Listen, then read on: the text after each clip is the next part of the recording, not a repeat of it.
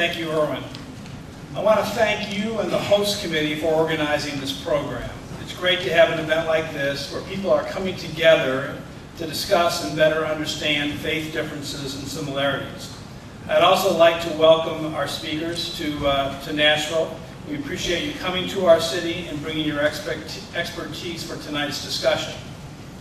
You know, Nashville is a great city, and we are great for a lot of different reasons. We're the healthcare capital, we're a music city, we're home to some great universities, and we are America's friendliest city.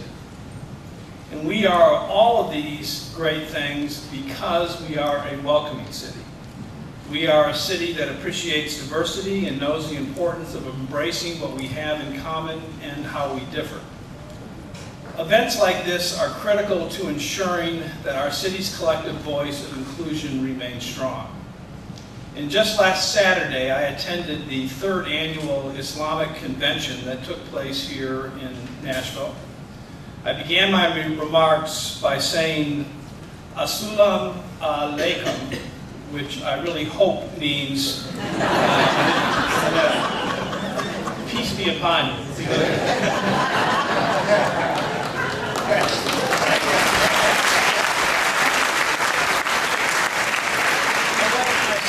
Words to that particular crowd, something struck me. It struck me how we may get to where we are going in different ways, and we may say it differently, but for the most part, we're heading in the same direction. And when I think about Nashville, I think about the things that we have to be proud of, and it really goes beyond buildings. It really is the people. This city is special because we are a friendly city. We're special because when there's a flood, we help each other out, we look out for each other, and there are churches and synagogues and mosques helping their parishioners, but there are churches, synagogues, and mosques helping people who never set foot in any one of their institutions. We are special because as a city, and we're the only major city in America so tested, we voted against English only. Yeah.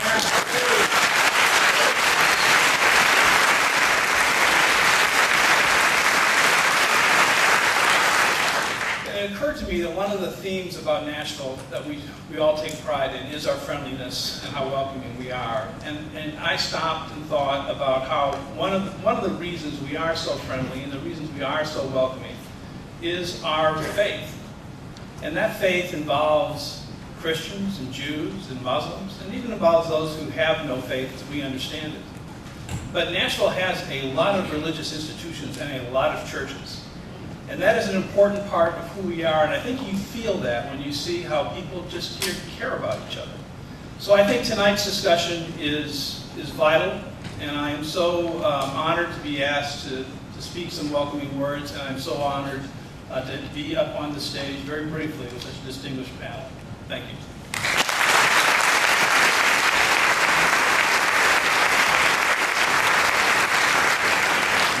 Thank you, Mayor Dean. Before introducing Mr. Palavin, I'd like to acknowledge the organizing committee of this event. Those individuals include Kitty Calhoun, Dr. Amin Arain, Harris Gilbert, Al-Belghani Barre, Pat Halper, Maflaq Mohammed, Avi Poster, Imam Mohammed Ahmed, Mary Shelton, Bernard Worthen, and Sam Hisham El-Qadi. Supporting this event also is a host committee whose names are listed on a sheet that was on your seat. I would also like to thank the University School for making its facilities available for this evening. Now, procedurally, what we're going to do is we will be collecting questions twice during tonight's presentation. Once after Mr. Palavin speaks, and again after our clergy panel's response. If you have a question, again, please write it legibly on the 3x5 card that was on your chair. Indicate who you are addressing the question to. Raise your hand, and one of the members of our organizing committee will come pick up your question.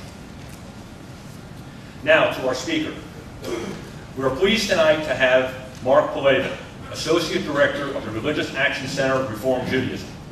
The Religious Action Center is affiliated with the Reform Jewish movement. It advocates on a broad range of social justice issues. He is recognized for his expertise on issues concerning the separation of church and state. Since 1999, Mr. Palavin has also served as the Director of the Commission on Interreligious Affairs of Reform Judaism.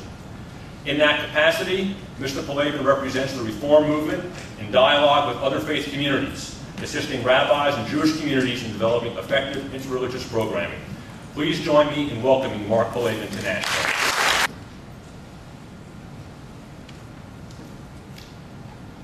Hine ma tov v'umanaim, shevet achim gam yachad. Those are the words of one of the first Hebrew songs that most Jewish children learn. They come from the first verse of Psalm 113. Hine ma tov, behold, how good, how lovely. Umanayim, and how pleasing. Shevet achim gam yachad, when brothers, I would say brothers and sisters, sit together in unity. Hine ma tov umanayim, shevet achim gam yachad. I want to suggest that tonight we take that psalm as our touchstone. That we keep its lofty but reachable goal in our mind's eye. And that our discussion tonight focus on the journey from where we are to where we want to be. In that place where we all sit together in unity. I don't know how many of you were fans of the early days of the David Letterman show. I love the early David Letterman show. Letterman used to do a feature called Limited Perspective. In Limited Perspective, he would interview, say, a shoe salesman who would review a movie by talking only about the footwear choices. You might have a barber talk about a Broadway show from the point of view of the haircuts. I believe we all approach things with a somewhat limited perspective. So I have to let you know tonight that I approach these issues as an American Jew, as a member of a minority community, as someone who's worked in constitutional law, and someone who's firmly committed and believes strongly in the power and importance of interreligious dialogue. My friends, I think that we must begin our conversation here tonight by acknowledging, as you've heard already, that this is not a time in the history of our nation or our world where people sit together in unity. I suppose we could have an interesting debate about whether there has in fact ever been such a time. But I'm afraid that we'll all agree that today is not that time. We see disunity, which I think is a word. We see disunity everywhere we look. And I come to you tonight from Washington, D.C., where unity is, of course, a distant goal, almost a joke. I'd settle for comedy, for tolerance. Most days, I'd settle for politeness. But even as we look around the world, we look at the sectarian violence around the world, the killing again in Afghanistan yesterday, we know that there are so many places where sectarian violence is a daily event. And we know that here in our own country, there's no escaping the fact that our political discourse has become more coarse, more ugly, less enlightening. There are lots of reasons for that. In part, our media is driving us in different directions. Folks who watch Fox News and folks who watch MSNBC are seeing an entirely different world. People stubbornly cling to facts, which are no such thing. President Obama's place of birth and his religion, for example, are both facts, yet many refuse to stop fighting about them. And the name-calling, the attack ads, the negative campaigning, which certainly hasn't failed to pass Tennessee by, is getting worse every election cycle. So we might, in such a time, look to our religious leaders for guidance. And to be sure, and as we'll talk about, they are often able to provide just the type of leadership we need. but far too many contribute to the same culture of distortion, and too many distort their sacred teachings to advance their own agendas. And that's true, to be sure, in virtually every faith community. It's not a Jewish problem, nor a Baptist problem or a Muslim problem. It's one that we all share. But there's something more, to me at least, something especially galling, about those who cloak their hatred in religious garb, or those who use their standing as members of the clergy to advance such views. I note, for example, with sadness, that imprecatory prayers, prayers that ask God to kill or otherwise harm others, have become all too common in recent years. Reverend Stephen Anderson in Tempe, Arizona, told his congregation that he prays that President Obama dies and goes to hell. In a sermon last summer, Anderson said, "Do you want to know how I'd like to see Obama die? I'd like to see him die of natural causes. I don't want him to be a martyr. We don't need another holiday. I'd like to see him die, like Ted Kennedy, of brain cancer." TV preacher and Christian Coalition founder Pat Robertson, as recently as 2003, urged his followers to pray that God would remove 3 Supreme Court justices so that George W. Bush could replace them with nominees who support his positions on reproductive choice, gay rights, and church-state separation.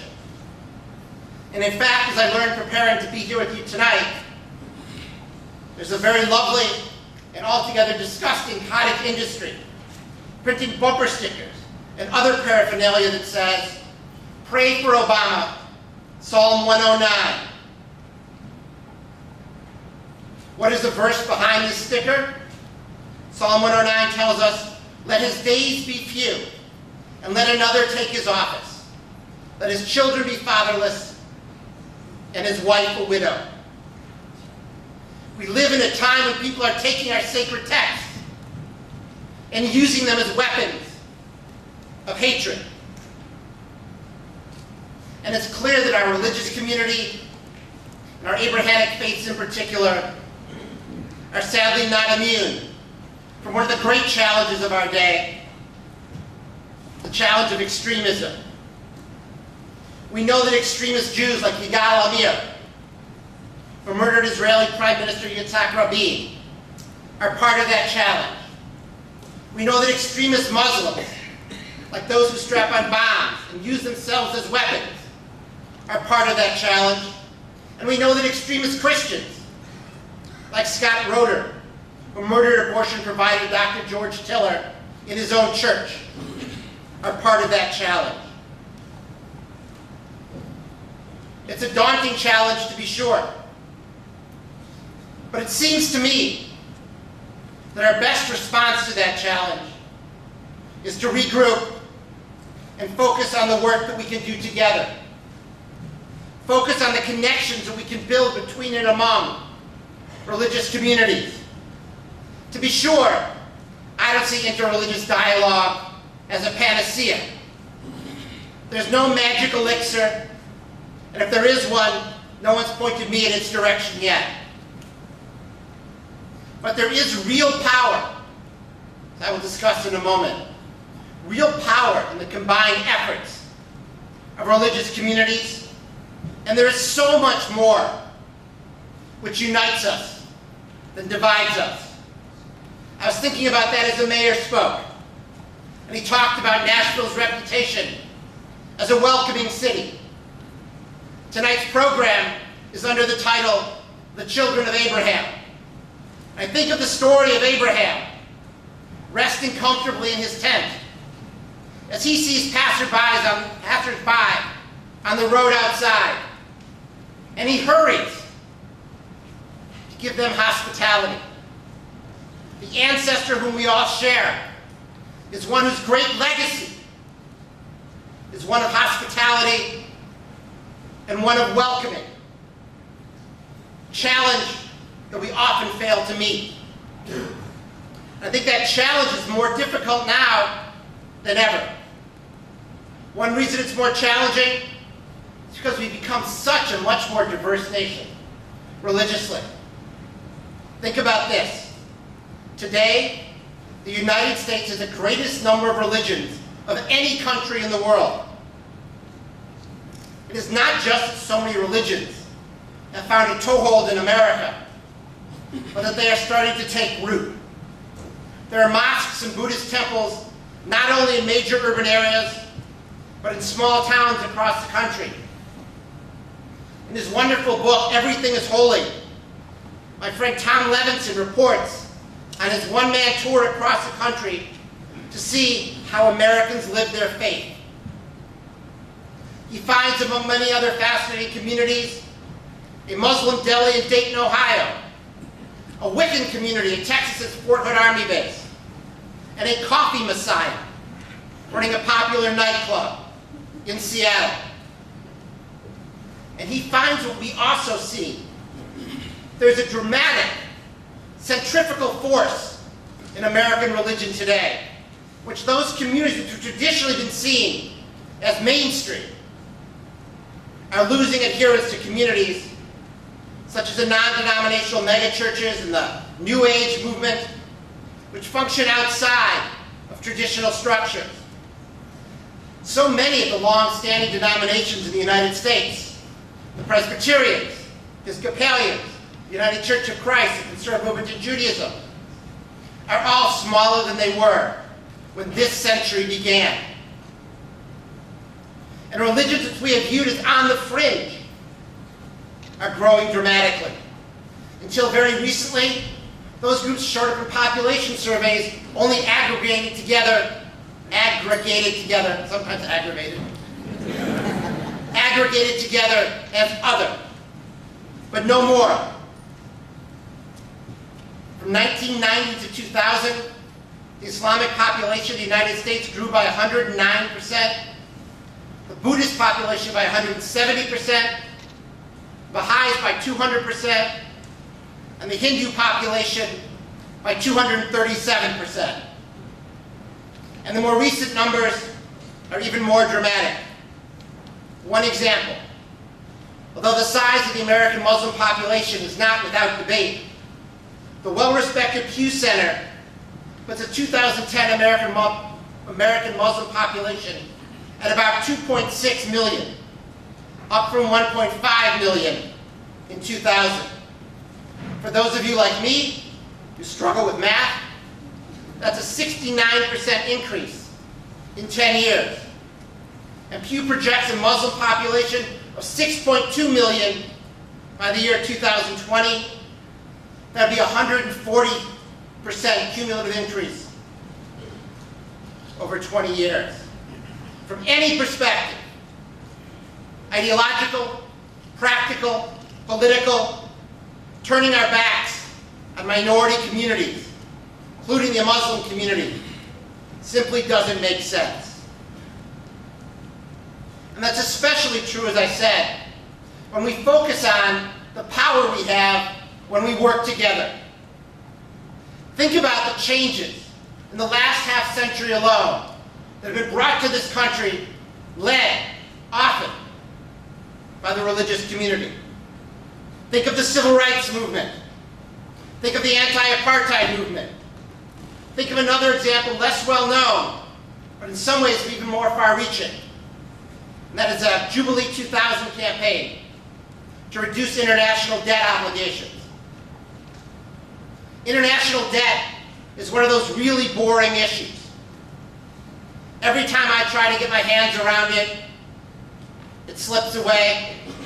It's confusing and touches far too much. And it's very easy for policymakers to ignore it. When the religious community came together in 2000, citing the scriptural commandment of a Jubilee year, when debts are forgiven, all of a sudden the issue had traction in Washington. What's happened since then? The number of people living under the international poverty line has declined from 1.8 billion to 1.4 billion. The proportion of people living in extreme poverty in developing countries has dropped from 46% to 27%. Enrollment in primary education continued to rise. We're going to meet our clean drinking water target. And debt burdens have been eased for developing countries and remain well below historical levels. It may not be flashy. It may not be front page. What is a clear illustration of the power that we have when our communities join together. But my friends, I don't want to leave the illusion that it's just about political power. Interreligious dialogue, interreligious work is about more than power. I believe it's about our own religious lives as well. I love the work that I'm blessed to do, because I believe that religious communities learning to interact and understand one another, not just to tolerate each other, not just to stay a safe distance from one another, is absolutely critical to building the kind of nation I'm confident we all aspire to be. But at the same time, it's deeply personal. I've come to understand my own Judaism so much more fully as I've learned to view it in relationship to others. Let me suggest two metaphors that I find helpful in this context. First, photography. When I was young, I used to love to spend time in the darkroom. I don't even know if darkrooms still exist. One of the most powerful darkroom techniques is to vary the amount of contrast in the print that you're making. The key lesson I drew then, which I commend to you now, is that photographs without much contrast are boring. They seem lifeless. It's only by adding contrast, making images sharper, more evocative, they become more meaningful. So too, I believe, to understanding our own faith. Second, I spend a lot of time every fall at soccer games, at my son's soccer games. He's a goalie, a very good goalie in case you're wondering. And that often means that he goes long periods of time without being involved in the run of play. The longer the better as far as I'm concerned. But it does give my mind some space to wander a bit. The soccer field at Daniel's school is surrounded by trees. And in the fall and soccer season, they are spectacular in the diversity of their colors. It is simply beautiful to look at. But on my way home one day, away from the field, I passed a particularly lovely tree. Its leaves are rich, deep, beautiful orange. But I couldn't help notice how even the most beautiful tree, standing alone, was nowhere near as interesting as the vista of different trees growing all together. So too, I believe, with interreligious understandings, the religious landscape of America is as colorful as it is, because we see all those colors. And another thought. Trees are much safer in groves. An isolated tree is far more likely to, say, be blown away by a storm wind. In a forest, in a grove, the trees protect each other. So too, with interreligious understandings. How do we do that work? How do we protect ourselves? We protect ourselves by making sure that we are all protected. So we must all be concerned when one faith community is isolated and attacked. That's the case. The increase in anti-Semitic hate crimes. Over 70% of anti-religious hate crimes this year were directed at Jews.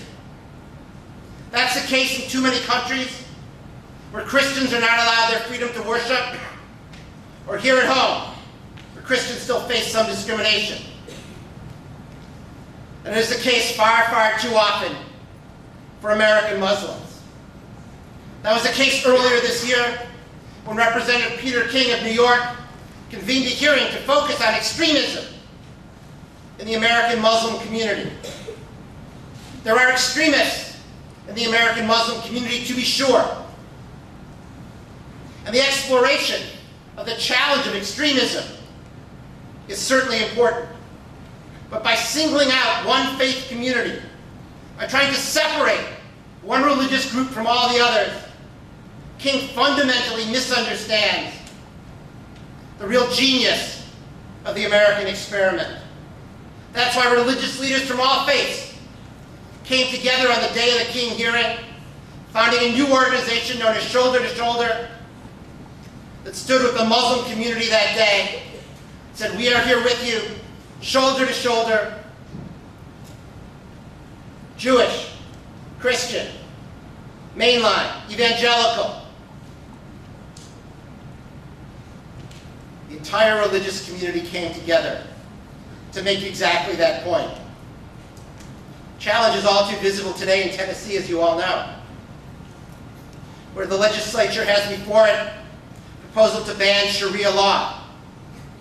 Tennessee is one of 13 states chasing after Oklahoma's unconstitutional coattails to bar any consideration of international or Islamic law. The Tennessee bill, and there are others here who are more expert in the details than I am, the Tennessee bill is one of the most radical, even of these bills. It claims that Sharia law continues to plague the United States generally, and Tennessee in particular. It worries that it requires Muslims to actively and passively support the replacement of America's constitutional republic with an Islamic state. And therefore it finds that adherence to the legal, political, military doctrine of Sharia law is treasonous and is a felony, punished by 15 years in jail. All of which raises to me an interesting question. What is Sharia law? Sharia law is a set of core principles that most Muslims recognize, as well as a set of rulings from their religious scholars. It covers many, I'd say almost every area of life. And there are different interpretations of the code, of course. It governs every aspect of Muslim life, from where and when and how to pray, to the giving of charity, to what food to eat. If you're wondering how that, in and of itself, could be a threat, how that could support the replacement of America's constitutional republic, well, I'm wondering too. Because I have to tell you that this proposal is, I believe, not just wrong-headed, but counterproductive.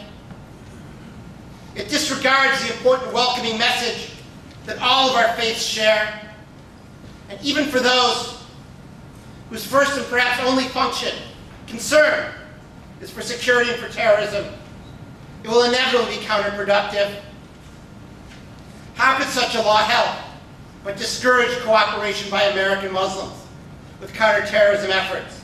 In such an environment, Muslims would, of course, be more likely to pause before, say, passing on a lead to the police, at a time when we know from law enforcement that many of their most important and best leads, anti-terrorism cases, have come from within the Muslim community.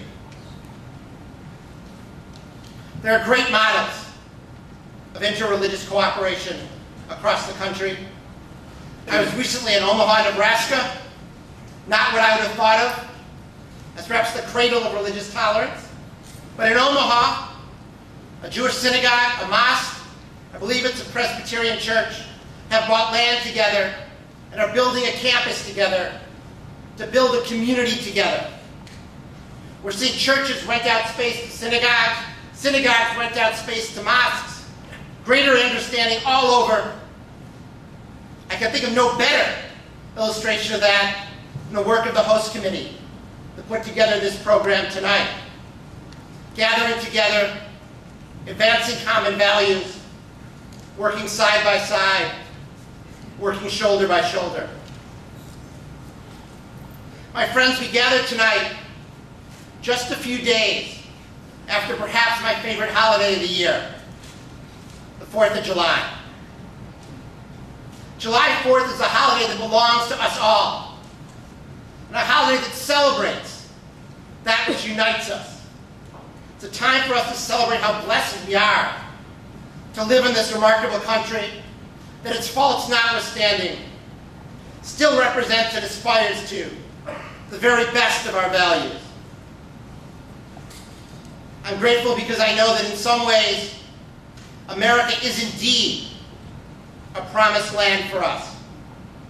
But in other ways, we need to remember it is still Egypt.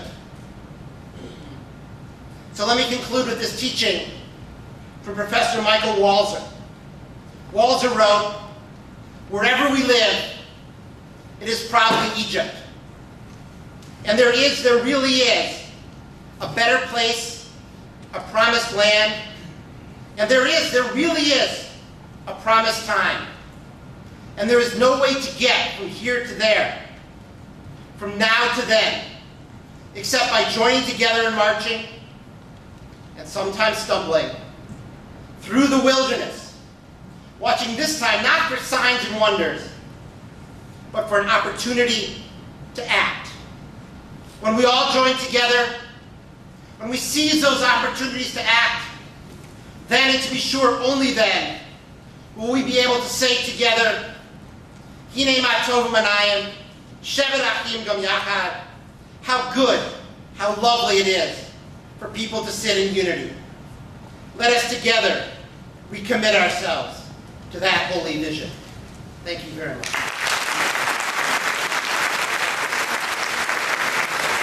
Of the international community, the majority of the human beings are good people. And let us differentiate between our business and the God's business. If God wants us to practice the same religion, He could create us like the angels, very much practicing the same faith. God created us different, for us to work together and for us to know each other. America is a great nation. Simply because people in America came from everywhere to make this wonderful country. I was so excited about coming to America, and we lived in Texas for a while, and when we had Jana, my daughter, Ivy and I felt like Texas is too hot, why don't we move from Texas? Well, I find Tennessee hotter. Politically, I would say. But I believe that Jewish, Christian, Muslims, Hindu, and any other can work together. Since we can all agree that we must respect the constitution of this land and respect its law. You can do anything you want. I have the right to do anything I want within the line of the constitution. And it seems like people can have a personal agenda. And they try to use other people as the tools in their hand. If they are trying to string a base of a party, or try to make money, or to sell books, and they would say, you know, maybe the Muslims want to dominate America. Which Muslim in America said this? Name to me a Muslim scholar in America said the Muslims want to take over America. Why? America's fine. Why do you want to take over America? And people can very easily stereotype each other, not realizing the consequence of their action. We went through a lot in Rutherford County, and what really hurt me the most, that what happened with us and the people in Rutherford County hurt the reputation of our city. We have a very lovely city, and the majority of the people are very nice, and unfortunately, some people elsewhere could name our city really bad names, and it's an unfortunate thing. We went through difficulty, but I learned that the quality of the people is so special if you look for a specific quality. I remember when I was in Corpus Christi, I worked with Rabbi Rosman, a very wise man in his 70s, and we worked together with the Muslim and the Jewish community. And we create a group, we call it the Clergy Group of Southern Texas. It did work really well, and we decided to achieve the common goal. We said, let us work in terms of increasing the education in our city. Let us lower the level of drugs. Let us help our teenagers to go through difficulty. We share all of this interest, and we did very well. And I think we can do something similar to this here. The Muslim community said so many times that they are proud of themselves being part of this nation, but often people would bring names to them, saying, do you remember what Osama bin Laden did? And unfortunately, my name is even Osama. I make it tough for them. But, well, you can find some people belonging to each group. The Muslim community here, and I believe elsewhere, the majority of them, by the rule of the religion, they're supposed to work with others. They're supposed to work with others, and they have to respect the minority belief. If the Muslims are a majority of any nation, they're supposed to respect the minority belief. You might find some Muslims acting widely, doing something wrong, and I would agree with you, but I would say 1.6 billion. The Muslims population worldwide is 1.6 billion. They are a lot. If they are really bad, they could make a mess. But this number been working with other communities for a long time. I personally love Tennessee. We used to say to Jana, where are you from? And she would say, I am from Texas. And after long work with her, eventually she said, I am from Tennessee. And I said to her, yes, you are from Tennessee. But the same Jana said to her mom one time, as a result of what the Muslim community went through, I remember going out for lunch with Ivy, and she was about to put her scarf on. And Jana looked to her mom, and she said, Mommy, they will know that we are Muslim. Because a 4-year-old child said this to her mom, Mommy, they will know that we are Muslim. I think we have to be careful while we are talking about others. I think we must welcome disagreement, and we must welcome debate, and we must work together. And we can disagree with each other kindly, but with respect. And we can realize that we live in this land, so we must care about this land. I often mention to the Homeland Security, James, the one in our area, James, if I can help you in any way, let me know. This is not because of you, but because of me too. I want to be safe. I want to be safe. May God help us to be what He desires for us to be. And may God watch over this nation. And may God bless America. Thank you very much. Okay. There are 2 members of my congregation that are here, so I'm at a little bit of a disadvantage because to adhere to the 8 minutes, they may go back and tell the congregation. So this may cost me a meal tonight as a way of bribing them so that they don't go back. First of all, I just want to give thanks for the opportunity to be a part of this panel and this discussion and to share and to somehow to be with these experts, and maybe somehow the word will get out that maybe I'm an expert too. But I really just came tonight really to share out of my own sense and my own experience. One of the things that as I listened to you talk, and you talked about the various faith and how some are on the decline and some are rising. But what I am seeing are a generation of young people who have no faith at all, who simply do not give a damn. And much of their lack of faith has been in watching those of us who claim a faith perspective and claim out of our own experiences a sense of peace and justice and equality, and they see us not getting along. and see us not moving and working, even though they hear the rhetoric of our leaders and talking about our common ground, and yet they do not see us working together. And so somehow there has got to come from within us this sense and this desire that we have to seek ways and that we are able to connect and be a part, and to know that it is our faith that guides and motivates us to the particular points that we want to move. Out of my own experience as a Christian, the first thing that I had to do is I had to claim my Christianity.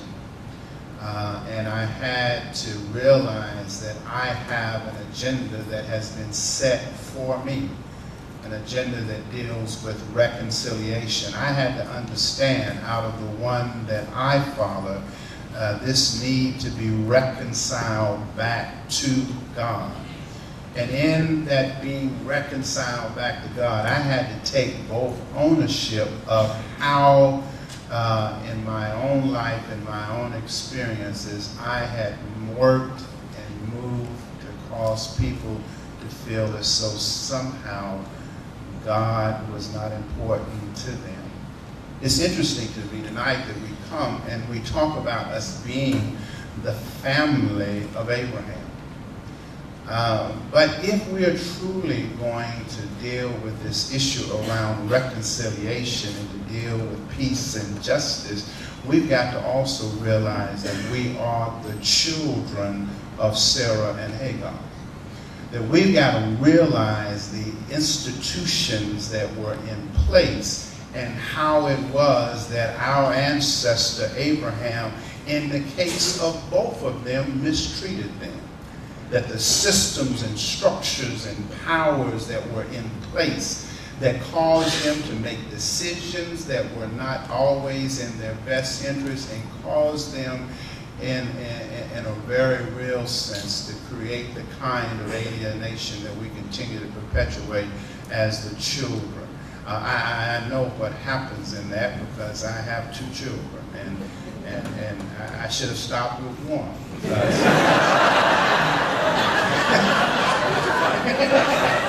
Because with 2, you've always got some problems. But the question comes is, how is it that we work and have them work to deal with those issues? And see, we've got to somehow embrace as a part of our agenda the grace of the God, regardless of who we call him or her by name. It is a God that was both the God of both Sarah and Hagar. That God spoke and promised to both of them. And for some reason, I just got to believe that if God can give promises to both of them, then somehow both of us ought to be able to work and to live into the fullness of those promises, and stop spending so much time on dwelling on what divides us, but to look at the common grace. But we got to, first of all, before we do that, see how it is that we continue to perpetuate the differences, and how it is that we continue to isolate. That out of my own experience, I spend more time with the folk that I'm not supposed to like. Because how can I embrace a God who created them with the same love that I was created? And I cannot love the creation. I cannot love those of whom they created. I appreciate your comment when you say that we all come from Adam and Eve.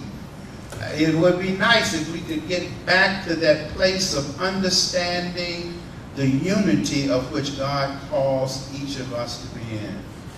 And that when I hurt, whether I hurt those who are Muslim or Jewish, then I hurt myself. I deprive myself of my own sense of dignity and integrity. And so I don't concentrate on so much on what it is that we have in common. but I concentrate on how it is that I feed those institutions that continue to divide us, and how I right my own personal wrong. For it is the God that I serve that calls me to be reconciled to my brothers and sisters. And as Paul said in his letters to the church, it is all my brothers and sisters. And so I give thanks that as we come this night to the family of Abraham, that I am trying to find out a way that I can work with both the children of Sarah and Hagar.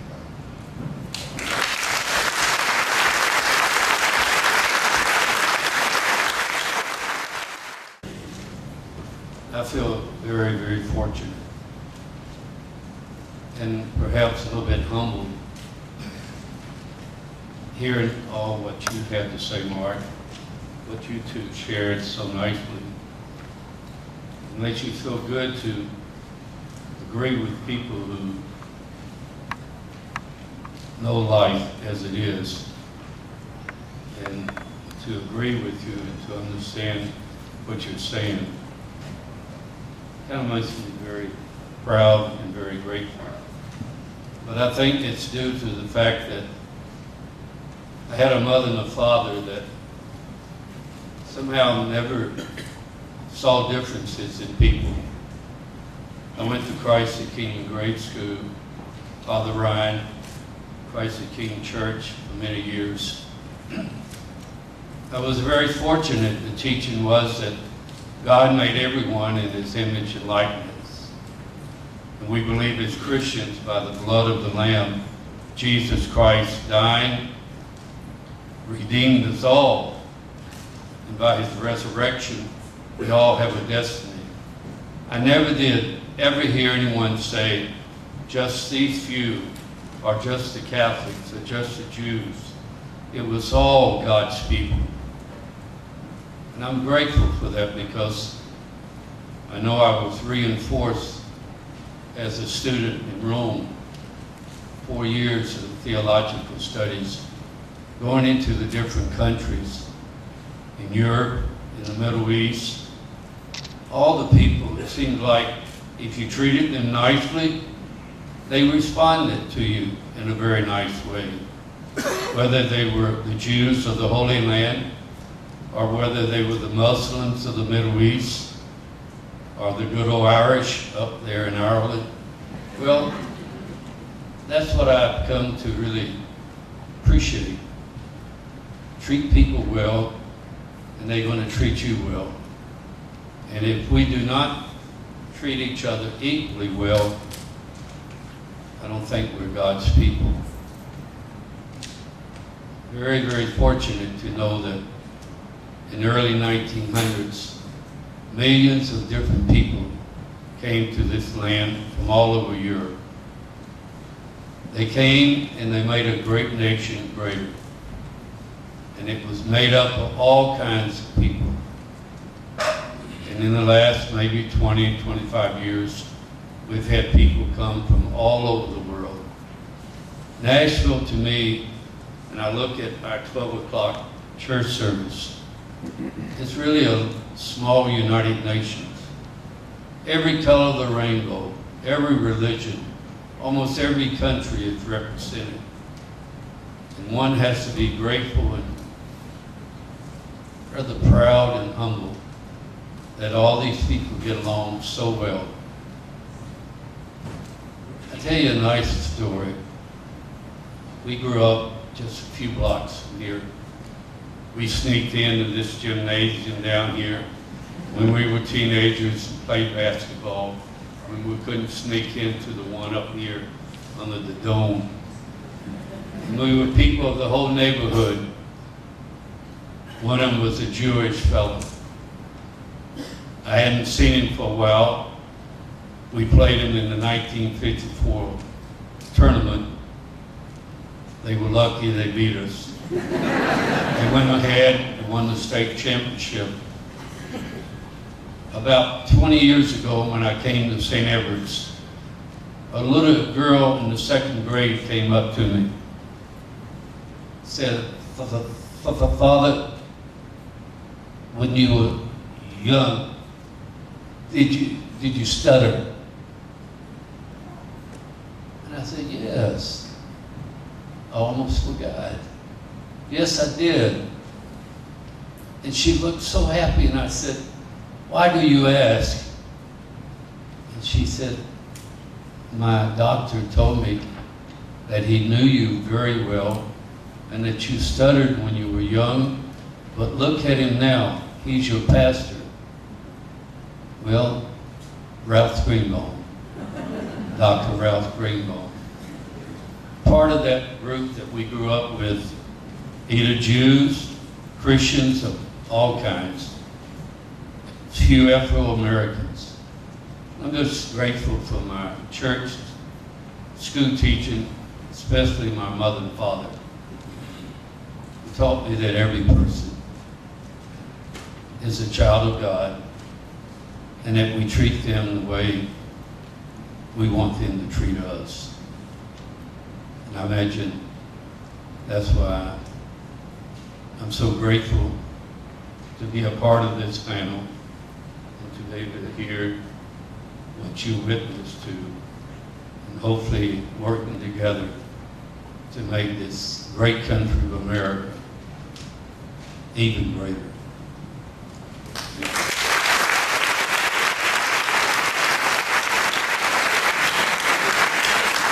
And if you now have a second opportunity to write any questions out that you might have, if you'll write them out, raise your hand. Members of our host committee will pick them up so we can ask them in due course.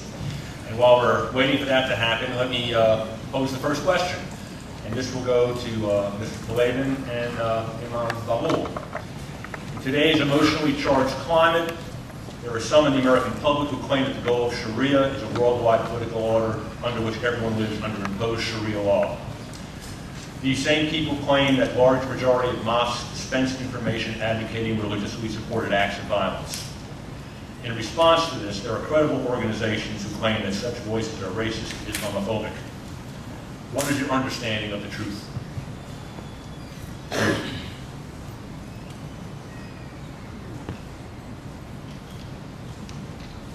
Let me first acknowledge how grateful I am and how moved I am to have a chance to sit here with the three of you this evening and to learn from and with all of you.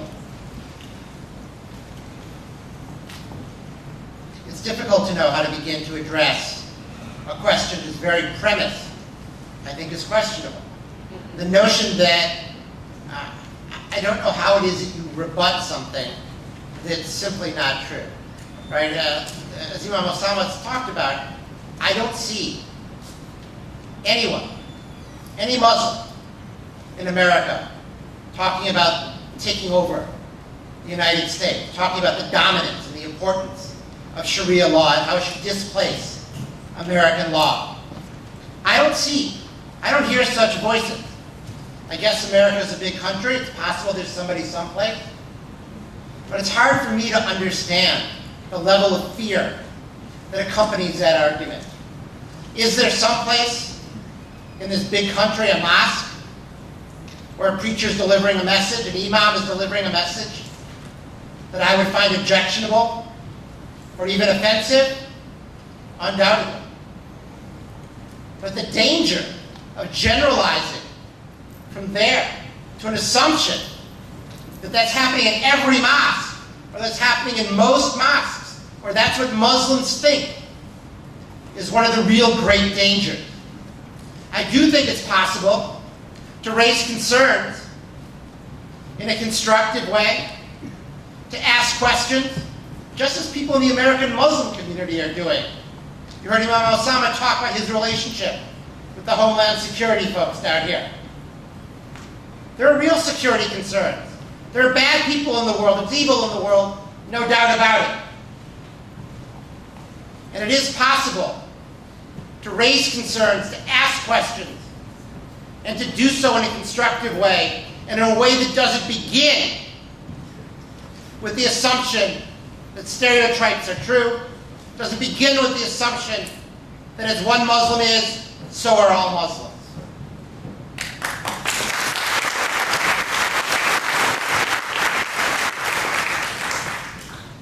The term Sharia law being used I think they started using this term maybe a couple of years ago. And the youth in the Islamic Center did ask me what Sharia law mean, Imam. It seemed like it's something so scary, they said. And I said to them, if you study religion, you will find what we call Jewish law and canon law. While President Kennedy went through difficulty because of the canon law. Sharia law is something you can give the Muslim the idea about the way they're supposed to worship their God. If this food is lawful or not. It is for Muslim only, not for any non-Muslim. God said in the chapter 7 in the Holy Quran, because someone might say the Imam today is not conservative, but you can find the other Imam is really conservative. But within the sentence of the Holy Quran, God said, you have your way and they have their way. And you have no right to force them to change their way. So scholars would argue saying, if the Muslim community are living with with non-Muslim community, which court system are they going to go to? And the scholars will answer all in agreement, saying people have the right to practice their religion the way they see fit, but we have to respect the law of their land. I couldn't find any conflict between the Islamic way of life and our constitution in America, except in one area, when Islam as a religion can allow polygamy in some cases and the constitution does not. And in North America Imam Federation years back, we adopt in full agreement the opinion which does not allow any Imam to perform any second marriage. And if someone will come to me saying, I want to marry another one, I would say, you cannot marry, you cannot practice polygamy in America. Simply because the Constitution does not allow polygamy. And if he will argue saying, but the religion allow, and I would say to him, the religion also make it mandatory for you to respect the law of the land. If you cannot practice this here, you can practice it elsewhere. But we respect the law of the land. Not only if you are citizen or resident, but even if you come to America with a visa to spend 1 week or 2 weeks, accepting the visa from American embassy in any country means that you have to respect the law of this land. So the issue of Sharia law becoming too big, even though does not exist according to the people, some people understanding of it.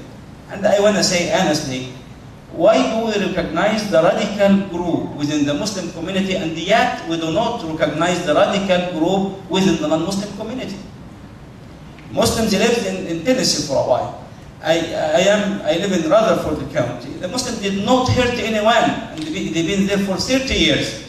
Some of the non-Muslims hurt the Muslim community actually. It is actually the other way around. And we did not hurt anyone. I have no right to stereotype the non-Muslim as well. You can find bad people belonging to each group. So I want to say, if there is one non-Muslim living in a Muslim country and he or she is the only non-Muslim, Muslims have no right to force him to live his life or her life according to their religion. And he or she has the right to practice his or her religion the way he or she sees fit. This is my understanding of my religion, and I have PhD in my religion. I have PhD in comparative religion. So I assume that I understand my religion well. So if one person living in a Muslim country, while the Muslim, they are the whole population except one person, can live comfortably, I guess the majority of the non-Muslim in America, they can live their life the way they see fit. Nothing exists as Muslims taken over America. Why? Well, you might hear about what's going on in Egypt. I am Egyptian American, so I really read a lot about what's going on in Egypt and what's going on in America. People ask me, what do you think about the election in Egypt? And I said, I wish that they can adopt our constitution. And the president will serve for 4 years, and he might serve another term. That's it. We have it well here, and it's working well for us. So I don't worry about this Sharia issue and the name to me a scholar, Muslim scholar. Not crazy Muslim scholar in America saying Muslim want to take over America. Name one. Thank you very much.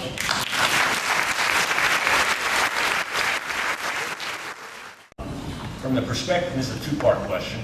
From the perspective of your faith tradition, what in your view are the barriers towards greater understanding of those of other faith traditions?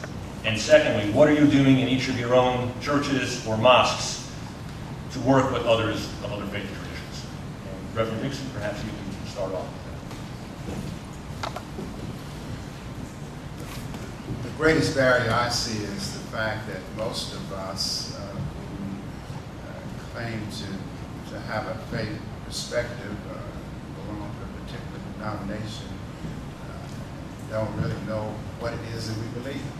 And so we are so influenced and shaped by others that, and they use the others to be divisive, that we cannot defend what it is that we believe, so that we can then appreciate how it is and where we have common ground. In our own community, in the church where I serve, we value diversity, and we have an openness for the other, and have a commitment to be not only inclusive but including, and that occasionally means that we have to include those of whom we are different with. As I said earlier, it is about being intentional about trying to deal with how it is that we might have done our own wrong. So for me, as one who claims I am a recovering sexist, a recovering homophobe, I become real intentional about the conversations that I carry on with the others, taking ownership of how it is in the past that I have hurt the other. Paul Green. What I said earlier is an understanding that I truly appreciate, and that is the fact that it just makes life more enjoyable when you come to meet people who are different. Whether it's religion, whether it's a color, whether they come from one country or another. We are very fortunate at St. Edward's to have great diversity. We have a number of families in Franklin and Brentwood who will send their children to our school because of that one reason. They will say they don't want their children to grow up in just one type of environment, but they want to know how to get along when they're young, because they know that's the world they're going to have to work in as adults. So we try to make sure that no hatred, no prejudice, and appreciation for everyone. And I know we're talking about religions here, but I'm just so grateful that in the other areas of diversity and appreciation for each and every person, it's so nice that we have all, many of us have come to appreciate those that might have a different sexual orientation, those who are made by God in maybe a different way, that they too are beautiful.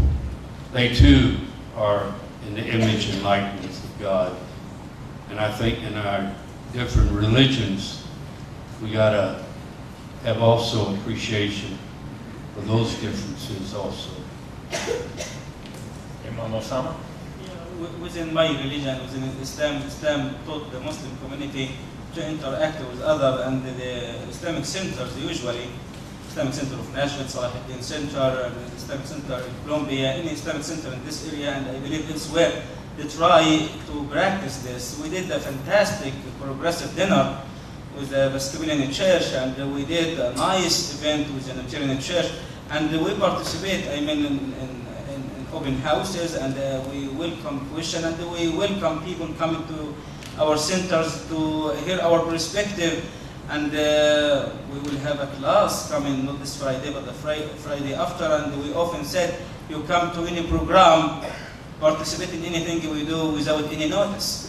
Come and you might agree with us or disagree. Islam taught the Muslims to respect other people's belief. This is why we call it belief, even though we might have an area of disagreement,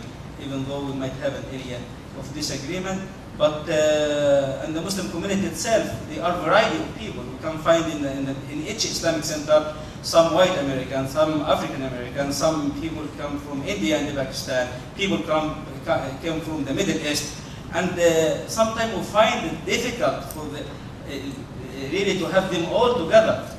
Some of them can't speak any English, and then I appreciate my English with my accent, I guess. And some of them cannot speak any Arabic, and some of them, we have a variety of people. This is, I think, a way of the Muslim community in North America, actually in the West in general. And actually, what I thought is, Mr. Polevic, if you can tell us a little bit about what's happening in other communities. You mentioned Omaha, Nebraska. You can give us some thoughts about what's happening in other faith traditions in other cities. Well, just as each faith community is different, each city is different. And one of the things that's been most interesting for me over the past couple of years is traveling around the country and seeing the differences that are taking place. What's most interesting to me is the shift I've seen, really largely in the religious community, of trying to be more deliberative and conscious about the process of reaching out. I've seen that in particular in the American Muslim community. I've seen it in the other communities as well. That I think we've gone through a period of time when there was a tendency to take each other for granted. There was a tendency to assume that we knew each other once, so we know each other now. And I think that process of reaching out and being conscious and deliberative about it is really important. I see it in the Washington area where I live, whereas one of the largest mosques in the country rents space, as I said, from 2 different Reformed synagogues in the area. I see it in Des Moines, where one of our fledgling synagogues rents space from a church. I see it all across the country as people are conscious about trying to reduce those barriers. And I see people committing the one thing, the most precious thing, that's necessary to do that.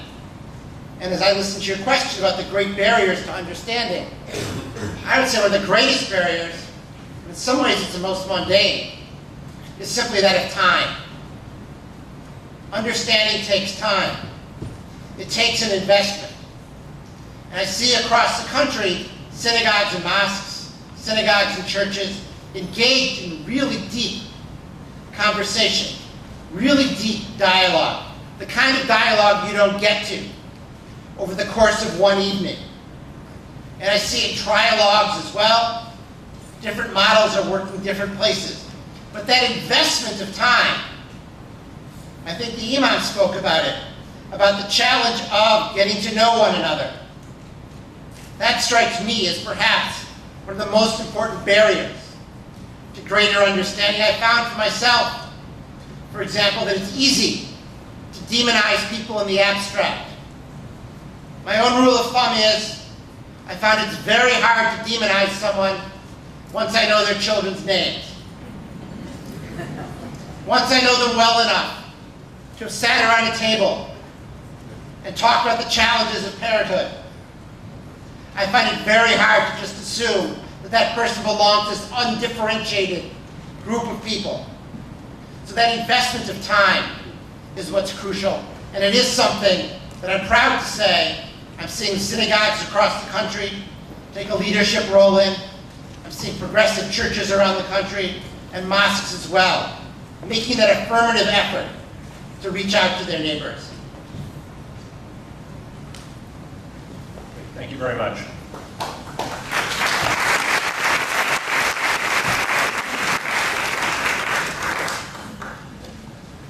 I guess this question could go to both Imam Osama and Mr. Polevic. Oftentimes when there are incidents of terrorism, the question rises as to where is the moderate Muslim voice? And I'm wondering if you can address that question. I'm very loud, actually. Not recognizing something, it doesn't mean that it does not exist. The Muslim community is still growing community, small relatively. They are trying so hard to speak against any kind of violence or any kind of radical view of any kind. People ask me a lot, why didn't you speak against radical Muslims? And I said, I did. Maybe you didn't hear. I remember this a friend of mine, he's a doctor, he said to me, a patient came to me and he said, you know, my wife can't hear me, so make a hearing aid for her. And the doctor said to him, before I will do this, let us try something. Go, try to talk to your wife, and if she can't hear you, move five steps.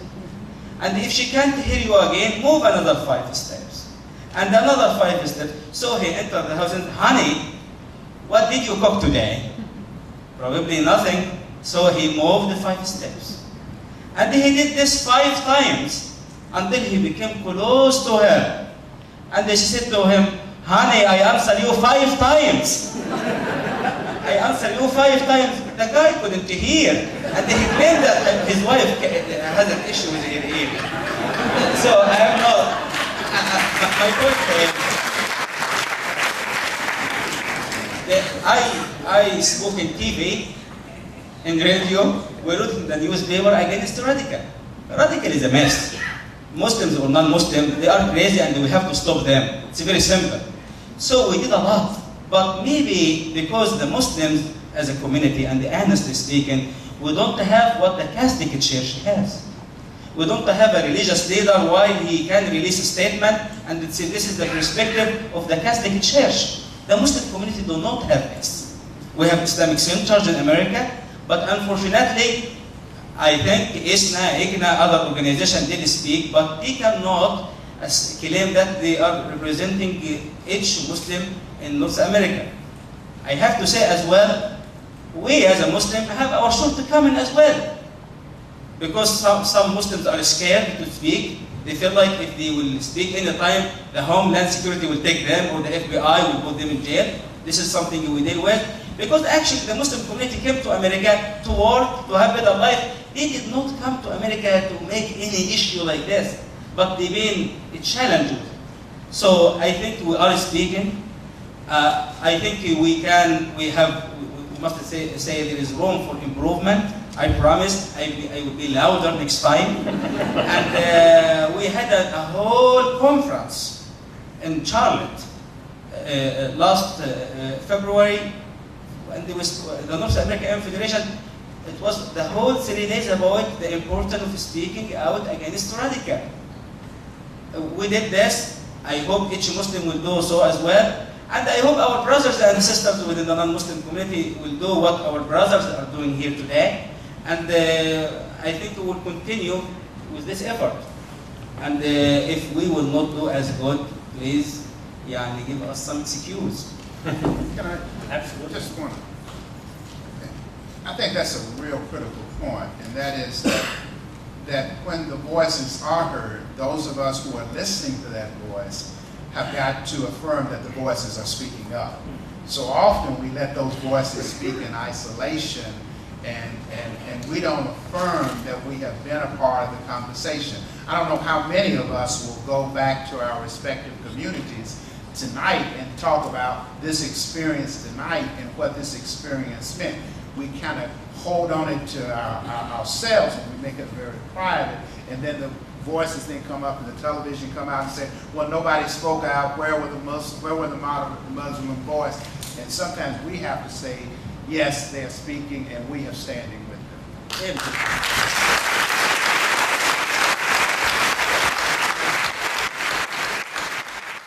I guess I would add 2 quick observations. One, I certainly agree with Imam Osama that one of the real challenges for the American Muslim community, one of its real strengths as well, is that it is profoundly, deeply, wonderfully disorganized.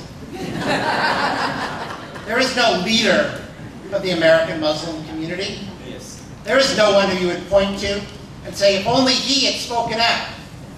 There are lots of voices in the American Muslim community. I think that they face the same challenge we face. It's the second point. It's a more general point about the challenge of the political environment that we live in today. I think it's difficult for moderate voices to get heard. I think it's difficult for people whose points of view are moderate, are nuanced, God forbid nuanced, to break through in the political discussion. It's really easy to gin up the troops with calls to battle on either side of an issue. The battle cry that says, "Come, let us be moderate together," is rarely one that evokes the same kind of passion.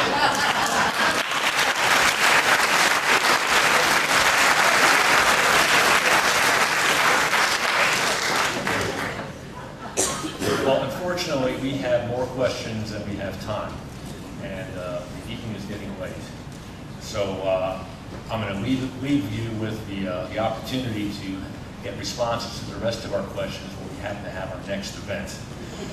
At this time, please join me in thanking Mr. Boyden, Imam Osama, Reverend Dixon, and Barbara.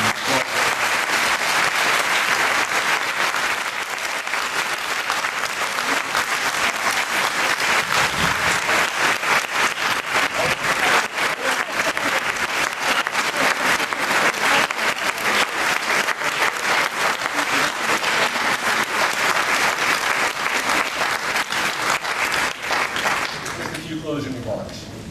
The organizing committee views tonight as the beginning of what we hope to be a community-wide effort to better understand our neighbors in Nashville and surrounding communities. Towards that end, we invite you to complete the evaluation of tonight's program and leave it at the table as you enter the auditorium. We hope to have similar programs in the future, and we invite your thoughts and suggestions. We encourage you through your faith community and civic organizations to which you belong to involve yourself in meaningful interreligious cross-cultural engagement. Our religious teachings, religious traditions teach us to welcome the stranger. The United States is a country of immigrants. Whatever your national or religious origin, it is likely that your forebears came to this country as strangers. Most probably, they were not particularly welcomed when they arrived, and most may have been viewed as subversive and dangerous. Our history in this great country teaches us that we can do better than that. Through our freedoms of association, religion, and speech, we have the opportunity to learn about each other. We must seize that opportunity in order to create and maintain the welcoming community that we value and which is ultimately to our own mutual benefit. Thank you for joining us tonight.